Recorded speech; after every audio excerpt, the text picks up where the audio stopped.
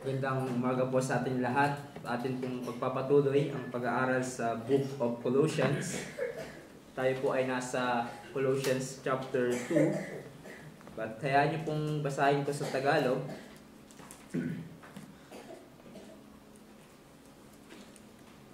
Sa mga taga-Colosas,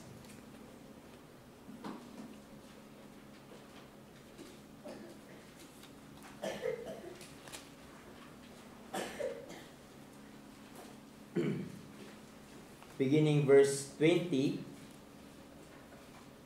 Colossians chapter 2 verse 20, kung kayo'y namatay na sa kasama ni Kristo mula sa mga simulain ng sanlibutan, bakit kayo'y nabubuhay na parang nasa sanlibutan pa rin?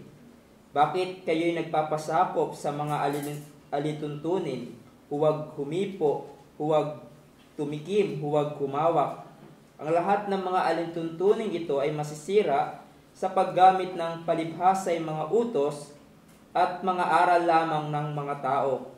Ang mga bagay na ito ay may roong anyo ng karunungan sa pagsambang ayon sa sariling kagustuhan, sa pagpapakababa at sa pagpapahirap sa katawan, ngunit wala silang kabuluhan laban sa kalayawan ng laman.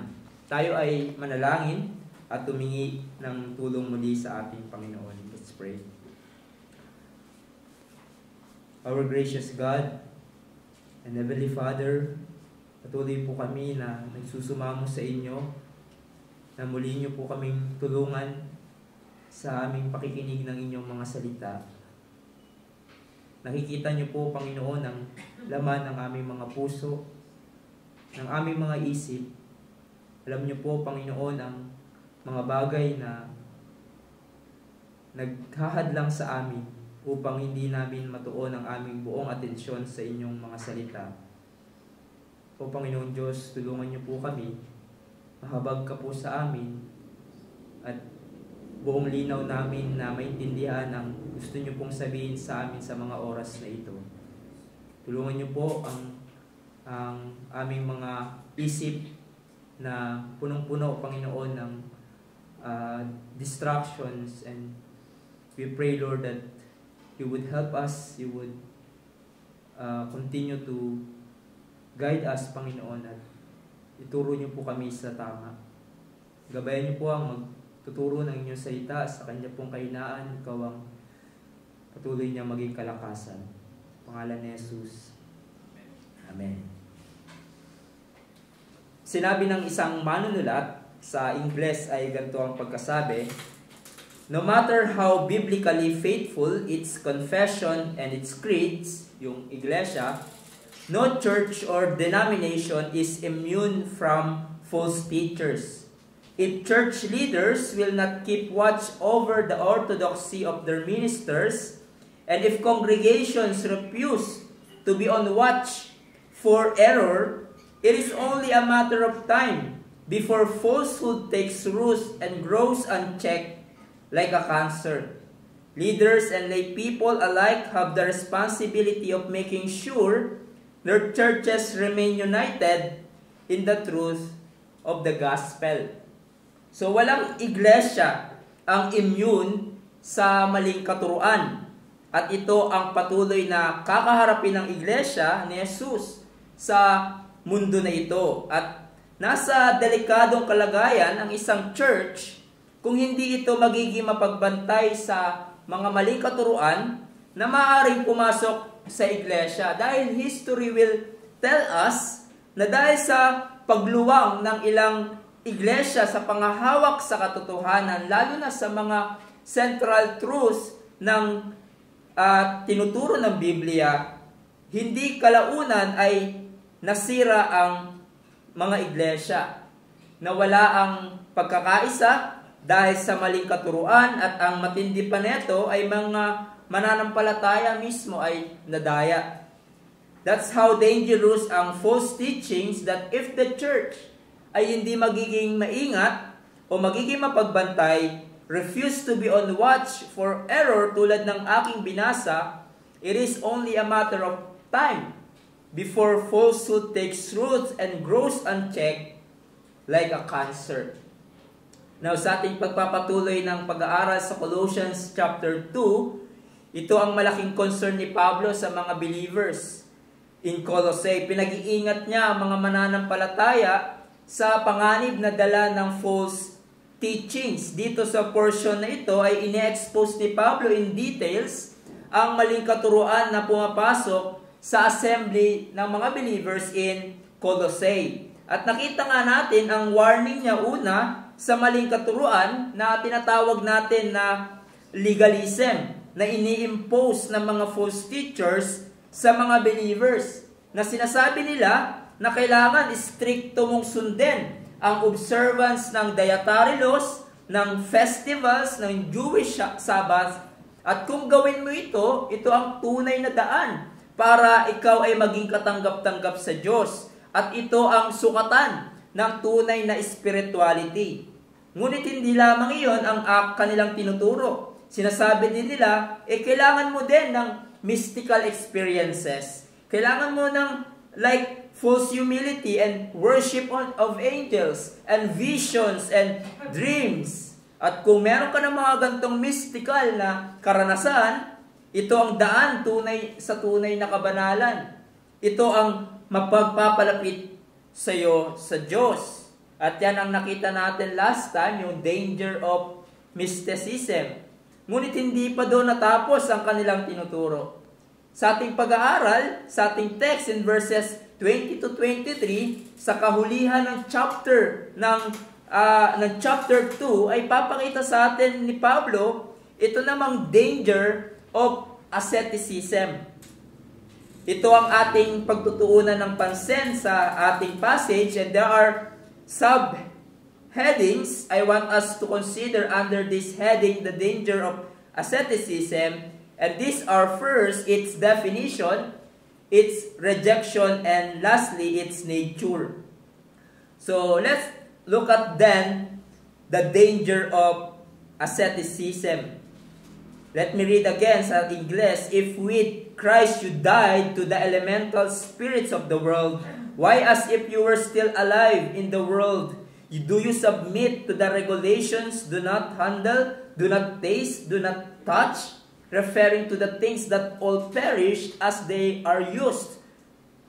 Now, first, its definition. Let's define. Ano ba ang asceticism? Ang isang definition ay severe discipline and avoidance of all forms of indulgence, typically for religious reasons.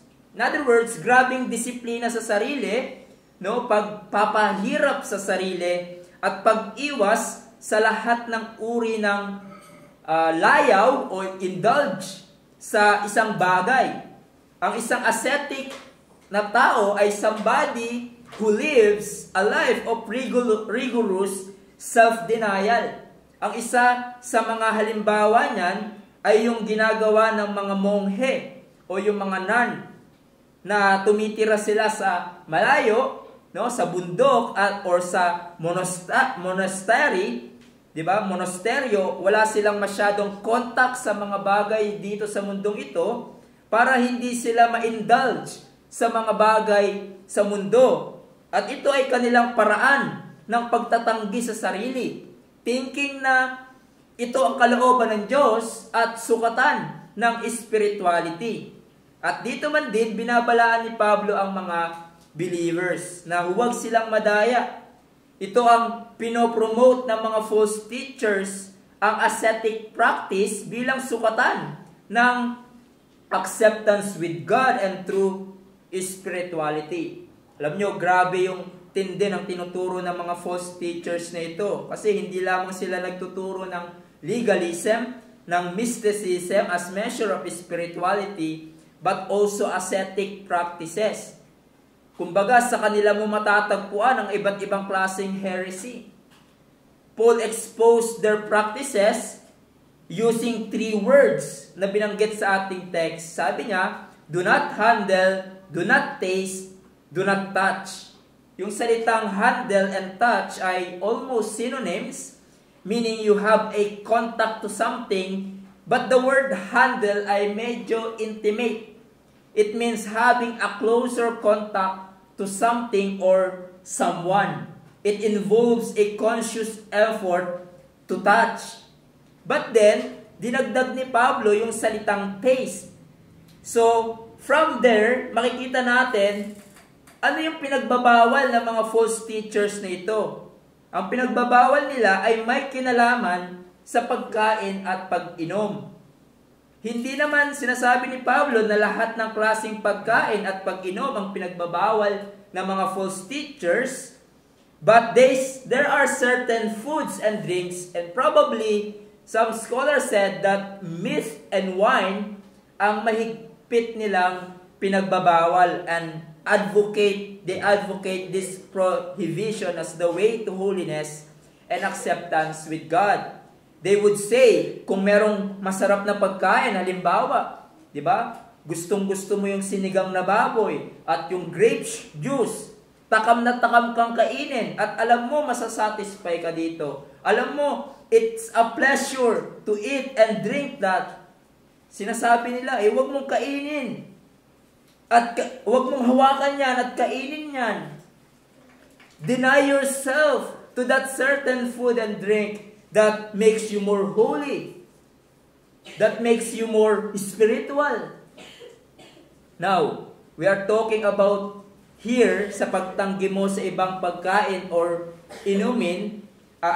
We are not talking about here sa pagtanggi mo sa ibang pagkain o inumin for health reasons. By example, you are denying ice cream because you have diabetes. But rather, ito ay tumutukoy sa pag-reject ng ilang mga pagkain at inumin for spiritual reasons. Para mapalapit sila sa Diyos. And again, kung inaakala natin, that's a first century heresy, hindi. Dahil miski sa ating panahon ay talamak ang gantong heresy, and again, in its new phases. Asceticism, as one commentary says, a ascetic excess in the rejection of beautiful and good things in the pursuit of God. Rejection of marriage, sex, parenthood, the beauty of God's creation, even rejection of self. May mga taong magsasabi sa atin na ang tunay na espiritual at katanggap-tanggap sa Diyos ay yung mga taong who have nothing, or rejection of wealth, or material resources.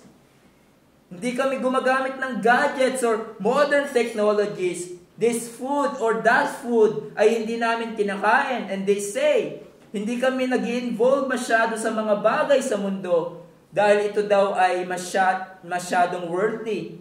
Ang iba naman, binibenta nila ang kanilang ari-arian at pinipili nilang maging mahirap, live in absolute poverty para mapalapit daw sila sa Diyos. Ang iba naman ay celibacy, na nanumpa sila, na hindi sila mag-aasawa. Rejection of marriage as a measure of spirituality, as a mark of true godliness. At ang pinakaugat nito ay, as we all know, it is a work-based religion. Sinasabi ng asceticism says, I am going to be accepted by God sa pamamagitan ng aking sarili. I'm going to be accepted by God sa sarili kong lakas. And so sinasabi ni Pablo strongly, don't submit to asceticism. And probably may mga believers na nadadaya, kaya ganito na lamang katapang ang pananalita ni Pablo. But secondly, it's rejection. And so Paul told them, laban dito, he said, if with Christ you died to the elemental spirits of the world, why as if you were still alive in the world? Do you submit to regulations, do not handle, do not touch, do not taste, do not touch? At dito ay inilahat ni Pablo ang katotohanan at rason kung bakit hindi marapat na mag-adhere ang mga believers sa turo ng asceticism. First of all, dahil they have died with Christ to the elemental spirits of the world. In other words, Paul is saying, ang ating union with Christ, ang ating pakikisa kay Kristo in His death, caused you to be dead in or separated to the elemental spirits of the world, to the basic principles of this world, which salvation through works. Now, we already encountered yung salitang elemental spirits of the world. Remember in verse 8? Na tumutukoy according to the context of Colossians, referring to the Judaizers' rituals, and at the same time, sinasabi nila sa mga tao, kailangan yung sundin ang aming sinasabi, that you do this and that, for this is the way to life.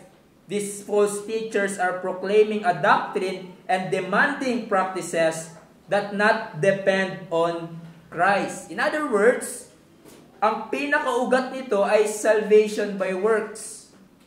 Salvation by our own terms, salvation by our own might. Kung titignan nyo ang lahat ng religion sa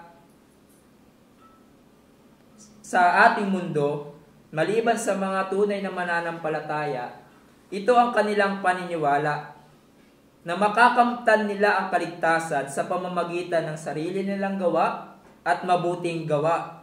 Kailangan umattend sa church para maging katanggap-tanggap sa Diyos. Kailangan mong mag-ayuno, kailangan mong tumulong sa kapwa para maligtas. Kailangan mong dumaan sa mga sakramento para maligtas. Kailangan mong huwag kainin at inumin ang certain food para maging katanggap-tanggap sa Diyos. All by your own works para maligtas. Only true Christian would say ang kaligtasan ay sa biyaya lamang ng Diyos. Through repentance of sins and faith in Christ alone, not by works so that no one may boast. By grace we have been saved. At kung ikaw ay mananampalataya ngayon, sinasabi ni Pablo, napalaya ka na sa ganyang sistema. Sa ganyang kabigatan na sa pamamagitan ng iyong sarili ang daan sa kaligtasan at kabanalan. You are set free from that system. And so sinasabi ni Pablo, nakalaya na kayo sa ganyang kalagayan. As one writer says, the redeemed are set free from self-styled, man-made rules designed to make you holy or accepted with God. At kung babalik ka sa ganyang paniniwala, you are making or you are imitating the system of this world. Kung gagawin mo ito you are acting like unbelievers. You are acting as though you are living in the world, and that is people who are separated from Christ. Kaya't sinasabi ni Pablo sa atin, iwaksi mo, layuan mo ang any form of asceticism dahil it will draw you away from Christ. It will draw you away from the source of spiritual life and strength. And Paul is saying, why would you turn to asceticism na magpapalayo sa inyo kay Christ? Avoid it, for this teaching comes from the pit of hell.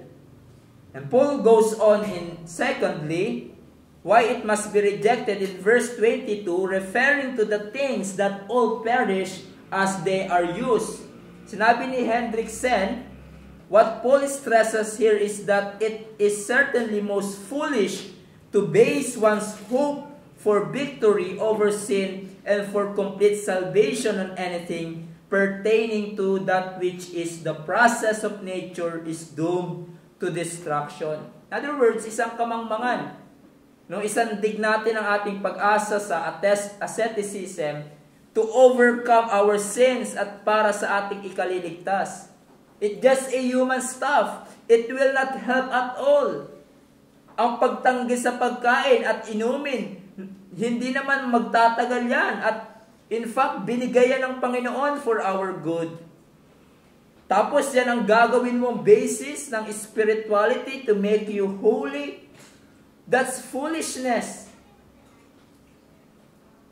Yung pag-iwas sa certain pagkain at inumin or anumang bagay for the purpose na maayos ang ating moral at spiritual na kalagayan ay hindi ayon sa Diyos. These are based purely on human precepts and doctrines. Alam nyo, this is the issue. This issue ay parehas sa mga Pariseyo na nirebuke ni Jesus. In Mark 7:18, remember that? Kung saan in the context ay nakita ng mga Pharisee yung mga disciples ni Jesus na pumitas ng grain sa araw ng Sabbath nang hindi naghugas ng kamay. Para sa kanila, hindi yan maaari. It defiles a person. Nagpapakurap yan sa tao. But Jesus said to them in verse 18 of Mark 7, "Then are you also without understanding? Do you not see that whatever goes into a person from outside cannot defile him, since it enters not his heart but his stomach and expelled? Thus he declared all foods clean. And he said, what comes out of a person is what defiles him. For from within, out of the heart of man come evil thoughts, sexual immorality, theft, murder, adultery, etc. All these evil things come from within and defile a person." Anong sinasabi dito ni Jesus? Hindi ang hinahawakan natin at kinakain ng tao ang makakapag-corrupt sa kanyang pagkatao. Dahil ang food, ang pagkain, does not enter to man's heart, but sa kanyang stomach. At ito ay kanyang i-expel, mawawala. But what defiles a person? Ano ang nakakapagbigay dungis sa tao? Kung ano ang laman ng ating puso at lumalabas sa ating puso. Katulad ng pangangalunya, pagpatay, sexual immorality, etc. And similar to what Paul is saying sa ating text, do you think na ang pag-iwas sa certain food and drink make you more holy? Make you more spiritual? No! What defiles a man ay hindi kung anong kinakain niya o hindi niya kinakain, but what's in his heart.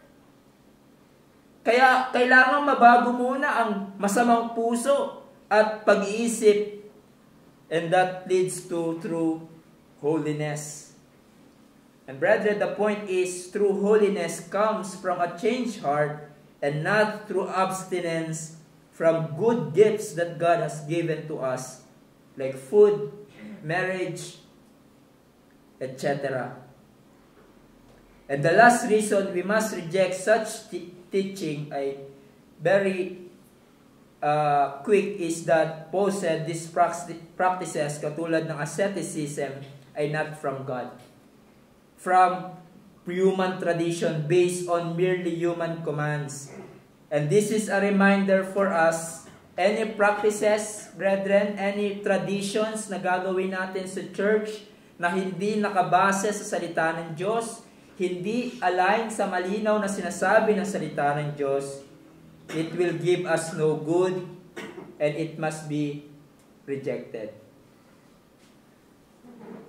Thirdly, its nature.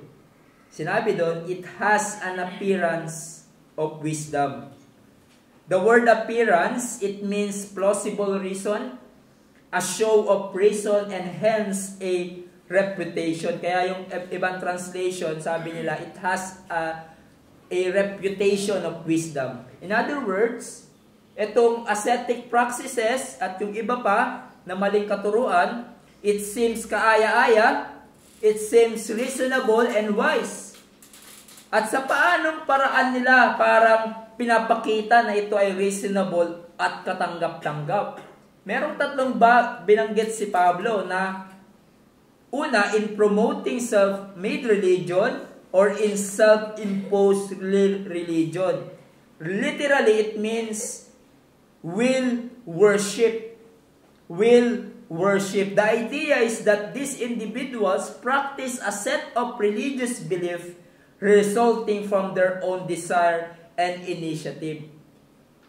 This is a religion taught up by oneself. Meaning, itong religion na ito itong paniniwala na ito ay produkto ng kanilang pag-iisip and not from God.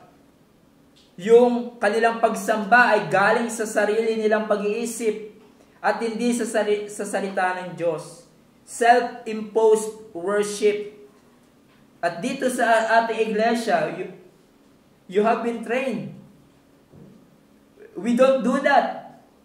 We reject that dahil we hold sa regulative principle of worship. Our faith and practices must be governed kung anong malinaw na sinasabi ng salita ng Diyos.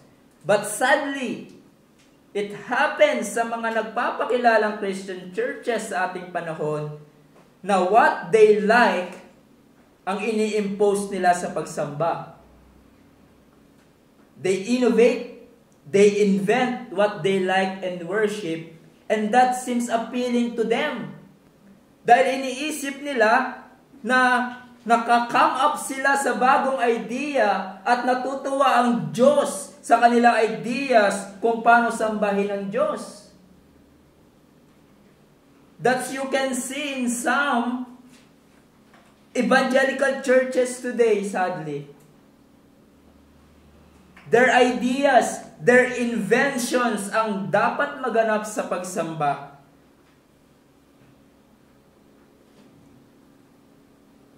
Kaya nga makikita nyo, di ba, sa mga churches ngayon, what makes people happy? Let's do it. That you can see in some churches today. Their inventions ang dapat maganap sa pagsamba. At we bilang members ng church na ito, I want to highlight it. We must abide to what is written on how God ought to be worshipped, for it is pleasing to God. Hindi lang tayo basta gaya-gaya sa kung anong ginagawa ng iba sa kanilang pagsamba o sa kanilang bright ideas ng tao sa pagsamba. No. Sinisiyasat natin ang salita ng Diyos. And what's clear sa Bible ay yun ang dapat nating gawin. Old school man sa paningin ng iba. Di ba? Pagkanta-kanta ng hymns, ng scripture reading, or sinasabi nila, boring daw sabi ng iba, yung ating worship, we don't care. Dahil ang importante para sa atin, what God wants Him to be worshipped.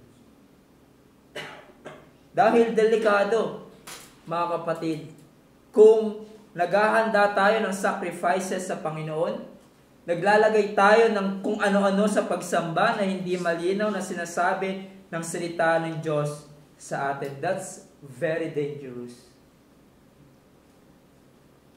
Furthermore, to make this false practice and teaching magmukhang wise or reasonable, it says, asceticism or false humility. And we already encountered this word in verse 18, na pinapakita nila sa panlabas kung gaano sila ka-humble, gaano sila ka-insignificant. But as we have seen, it's all externals.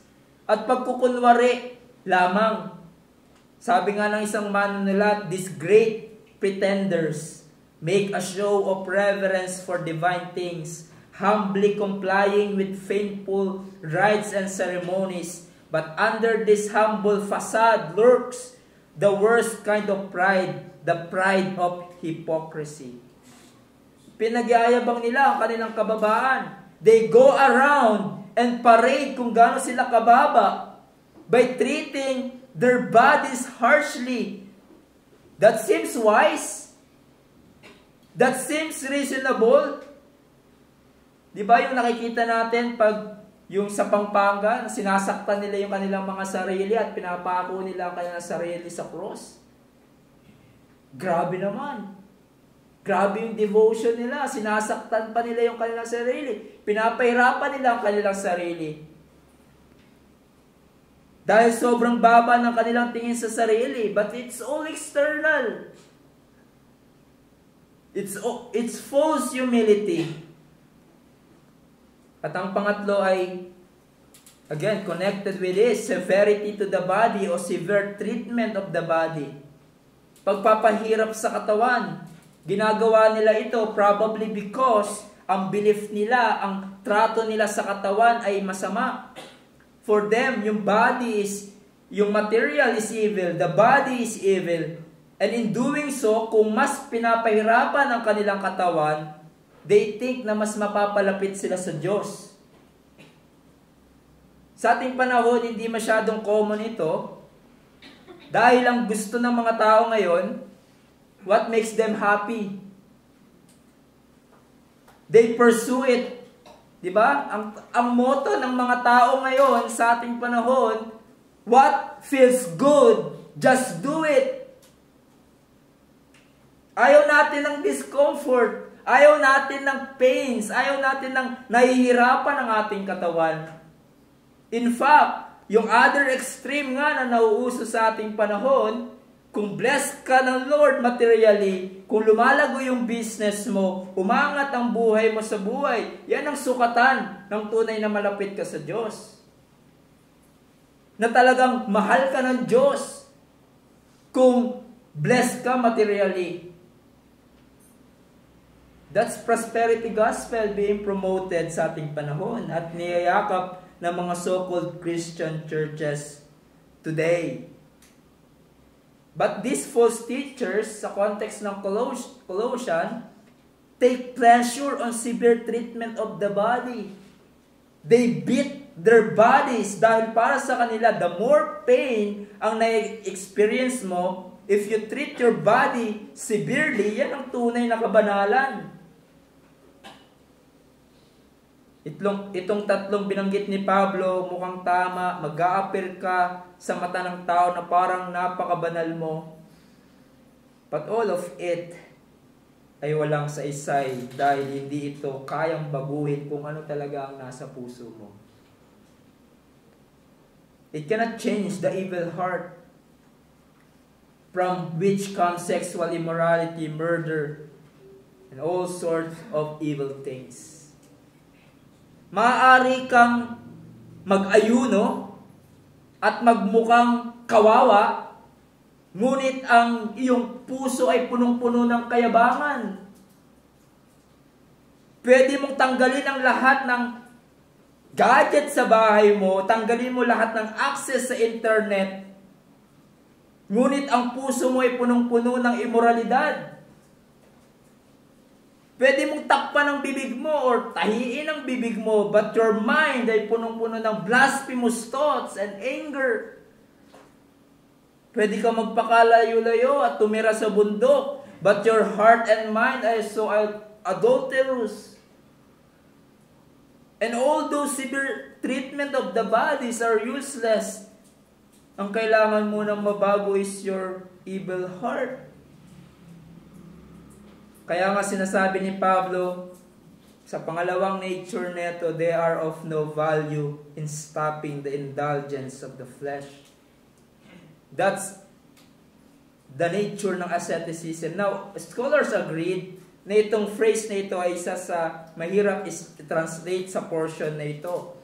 Other translated it in this way. Sa New King James, for example, but are of value against the indulgence of the flesh. One scholar sabi niya, but translated it, but they have no kind of value in remedying the indulgence of sinful human nature. So other translations, at kung babasahin niyo pa iba, basically they point out the same thing, and that is itong asceticism, itong pagpapahirap sa katawan, these man-made rules and prohibitions cannot stop you from sinning. Hindi ka nito matutulungan na mapagtagumpayan ang iyong kasalanan, ang iyong masamang pagnanasa. But what's the answer you would ask? Ano ang sagot to remedy the indulgence of sinful human nature? Not the external rituals and practice na pinopromote ng mga false teachers na ito, but the answer is Christ. Si Jesus ang kasagutan at ang tanging kailangan natin to overcome sinful desires. Kahit na tayo ay mga mananampalataya, sa pakikibaka natin sa labi ng kasalanan, sa sarili nating lakas, hindi natin kaya. Sa sarili nating disiplina, we cannot advance sa kabanalan. We need Christ's power through the Holy Spirit to overcome the deeds of the flesh. Paul said, "Wretched man that I am, who will deliver me from this body of death?" But thanks be to God, the answer is through our Lord Jesus Christ. The answer is Christ and the means of grace na pinagkakaloob niya sa atin para mapaglabanan ang labi ng kasalanan katulad ng pag-aaral ng kanyang salita. Katulad ng pananalangin, communion with Him through prayers. And if you have Christ, you can deal your sinful lust, your sinful desires. Now in conclusion, ilang mga bagay ang gusto kong iwan sa atin. Una sa lahat, beware of asceticism. So, maybe hindi ito common sa atin, but huwag kang padaya sa pagtuturo ng iba na ang pag-iwas sa certain food or drinks ang daan sa kabanalan. Huwag kang padaya sa turo ng iba na abstinence o pagtanggi sa mabuting bagay na ipinagkaloob ng Diyos ay daan para mapalapit sa Kanya. Abstinence from food, marriage, and family. Don't be deceived that severe treatment of the body is through godliness. And again, marahil sasabihin nyo parang meron pa bang ganyan na nagtuturo sa ating panahon? Yes, madami pa din. Di nga lang sila popular ngayon sa ating panahon or marahil sa ating bansa na ang gusto ay pleasure, what feels good. But asceticism is still lurking.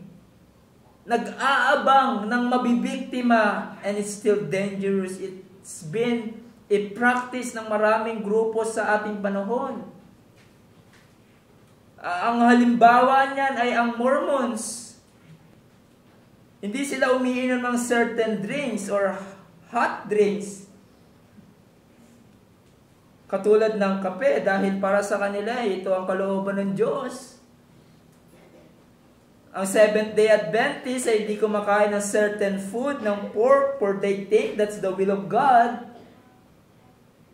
Ang Roman Catholic believes sa celibacy, yung hindi pag-aasawa, ang abstinence sa sexual relation ay isa sa mga highest forms ng paglilingkod mo sa Diyos. The monks believe na ang paglayo sa mga bagay sa mundo o pagiging mahirap ay daan para mapalapit sa Diyos. And you would hear napakadaming crazy stuff and practices you would see and hear that has an appearance of wisdom. Mukhang reasonable, mukhang tama, but its intention ay dayain tayo. Beware sa mga teachers na nagtuturo ng ganito. Sa ating panahon, you can see them in the internet. You can see them on the social media, on your television. Beware of them. Secondly, don't go back to man-made rules and regulations like asceticism, legalism, and mysticism as the way to holiness and as the way to acceptance with God. Dahil marahil meron akong kinakausap ngayon dito na kumakapit ka pa din sa sarili mong effort, sa iyong sariling lakas, sa iyong sariling do's and don'ts bilang daan upang mapalapit sa Diyos. You think na on your own formula of disciplines, even as who are Christians, you think na your own formula of discipline and set of rules will be a great help para mag-advance sa kabanalan. Now, I am not saying huwag na tayo maging disiplinadong mananampalataya. After all, Paul said, discipline yourself for the purpose of godliness. We make ways to grow in godliness. You work out your own salvation with fear and trembling. But we don't rely sa man-made rules, sa legalism and mysticism and asceticism as measure of true spirituality. And we try to convince others to do the same. No, sinasabi ni Pablo, if you do other things para lumago spiritually, na labas sa sinasabi ni Jesus, it won't work. It will fail. In fact, tulad ng sinabi ni Pablo, if you go back to man-made rules and regulations, you are as if living like the unbelievers. Na iniisip nila na sa sarili ng effort ang daan para mapalapit sa Diyos. Now, mga kapatid, just I give you a practical example. Kapag ikaw ay nakagawa ng kasalanan, ano ang una mong ginagawa? I know ano ang ginagawa ng iba, and I speak to myself dahil I'm guilty of this before. Kung sila ay mananampalataya at nagkasala, ano ang ginagawa ng iba? Hindi muna ako lalapit sa Diyos. Aayusin ko muna sarili ko. Perhaps, magiging consistent muna ako sa Bible reading. Perhaps, gagawa muna ako ng maraming ministry sa church bago lumapit sa Diyos. And your heart will say to you, tama, wag kang lumapit sa Diyos. Hindi ka worthy. And the devil comes in and say to you, wag kang lumapit sa Diyos, hindi ka worthy. Nagawa mo na naman ang kasalanan na pinagsisihan mo noon. Ayusin mo muna ang sarili mo bago ka makipag-ugnayan sa Diyos. What is that? That's making your own way para maging katanggap-tanggap sa Diyos. If you are a believer, if you have Christ, you are accepted in the Beloved. You can immediately come to God through Christ. If you want to be forgiven of your sin, kung mahulog ka sa kasalanan, you don't need to wait and fix yourself. Because it won't work. At kung tunay ka magsisi sa nagawa mong kasalanan, forgiveness is available to you. If you confess your sins, He is faithful and just to forgive our sins and cleanse us from all our unrighteousness. That's the promise we cling, not the text we abuse. We confess our sins. And we don't just you go back to Christ, your Savior, your Lord, hindi sa iyong sariling paraan para maging kaaya-aya sa harap ng Diyos, but to Christ. You come to your Savior, your only hope and righteousness.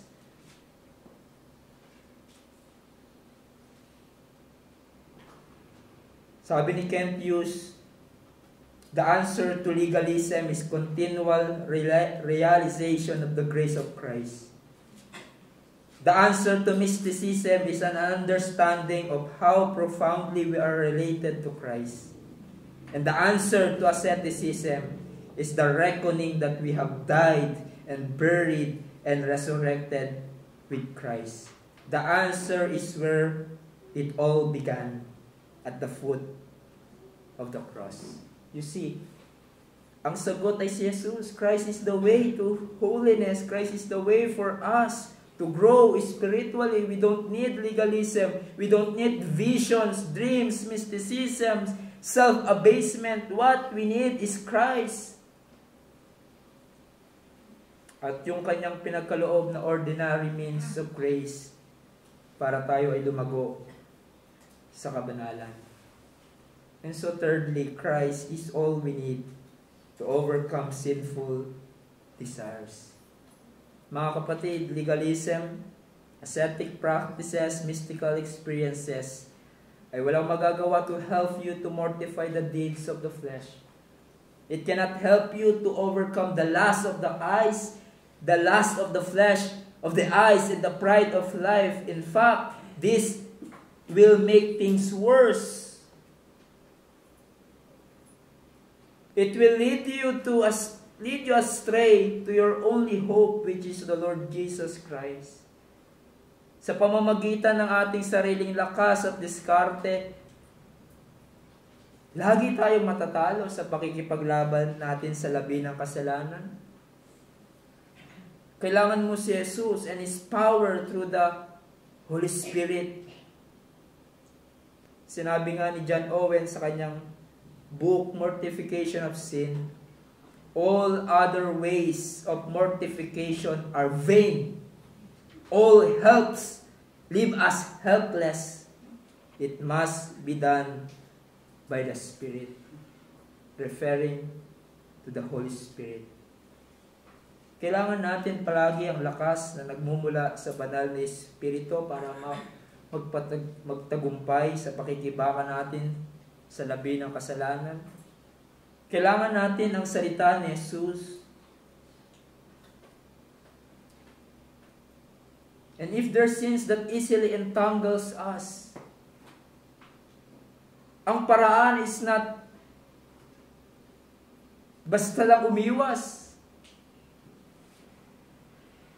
Ang paraan is we need to get closer to our Savior, to abide in Him for us to overcome sinful desires.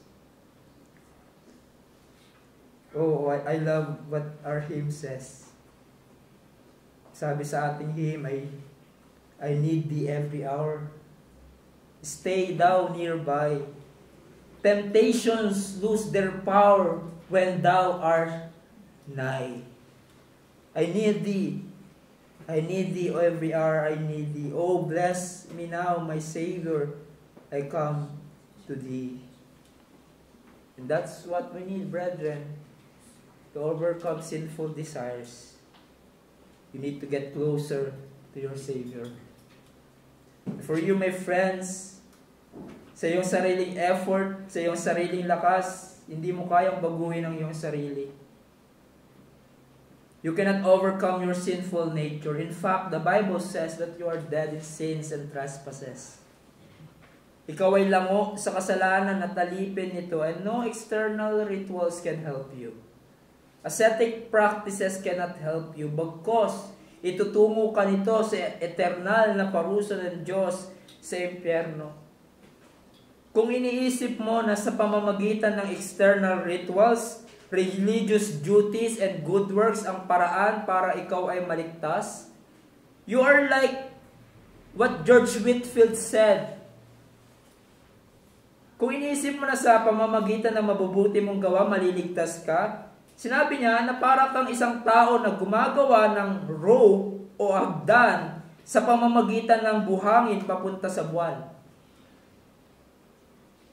In other words, it's impossible.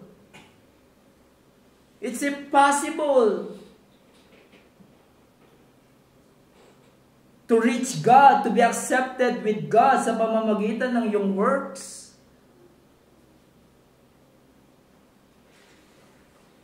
Sa pagharap mo sa Diyos, sa iyong kamatayan o sa Kanyang pagbabalik. Hindi titimbangin ng Diyos kung gaano karami ang nagawa mong mabuti at masama. At kung mas marami ang nagawa mong mabuti ay makakapasok ka sa Kanyang kaharian.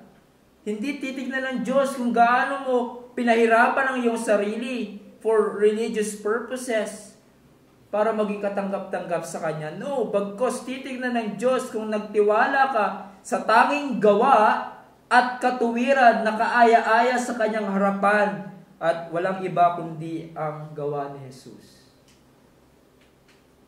That's the only work for salvation ang katanggap-tanggap sa Kanyang harapan, the work of Christ. And so my friends, tinatawagan ka muli ng Panginoong Hesus. Magsisi ka sa iyong kasalanan. Huwag kang magtiwala sa iyong sariling diskarte para makapasok sa kaharian ng Diyos. Bagkos, magtiwala ka kay Hesus sa kanyang ginawa doon sa krus ng Kalbaryo at pagkabuhay namang muli. Trust Christ for your salvation, who canceled the record of death, sinabi ni Pablo, that stood against us with its legal demands. This He set aside, nailing it to the cross. He is your only hope for your salvation. Let's pray. Aming dakilang Diyos, salamat for the reminders, Panginoon, for the past weeks ng aming pag-aaral about the false teachings that na-expose ni Pablo in this passage. And we know, Lord, na hindi kami immune sa maling katuruan, and the false teachings are still lurking. Nag-aabang, Panginoon, ng mabibiktima. O Lord, spare us from these false teachings that bring great havoc in many places, in many churches. Help us, Lord, to be watchful and growing in our love for you, in your word, and in our love for one another, upang kami ay hindi matangay ng maling katuruan. Sa lahat ng ito, kami po ay nagpapasalamat. In Christ's name.